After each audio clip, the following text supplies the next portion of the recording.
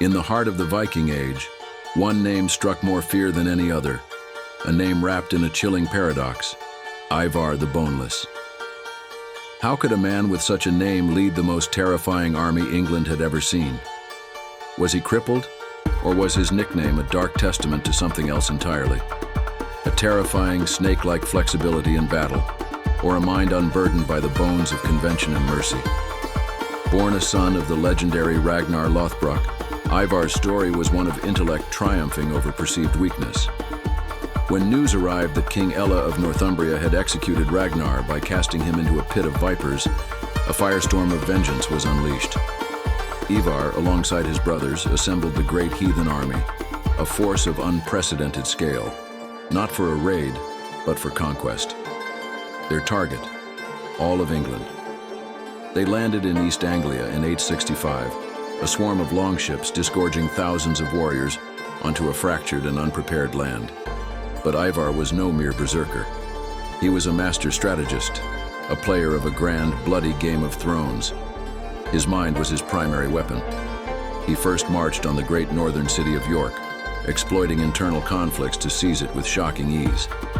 King Ella, the man who killed his father, was captured. The Norse sagas speak of a horrific revenge, the Blood Eagle, a ritual that would be whispered in terror for centuries. Ivar had avenged Ragnar, but his ambition was just beginning to awaken. He was not content with a single kingdom.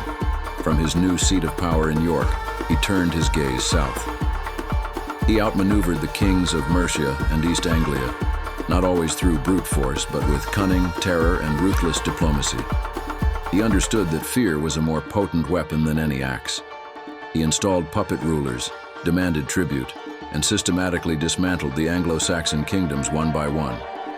His warriors, loyal to the chief who brought them victory after victory, carried him on a shield into battle, a living throne from which he directed the symphony of slaughter.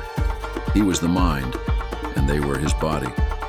For years, Ivar the Boneless was the undisputed master of a vast swathe of England. He was the Viking kingmaker, the conqueror who had shattered the old order and forged a new, Norse-dominated reality. His campaigns reshaped the map of Britain forever, paving the way for the Danelaw, a Viking kingdom in the heart of England that would endure for generations. But like all great sagas, his had to end. The final chapter of Ivar's life is as shrouded in mystery as his nickname. Some accounts say he died peacefully in his bed, a king to the last, having conquered Dublin and established a new dynasty in Ireland.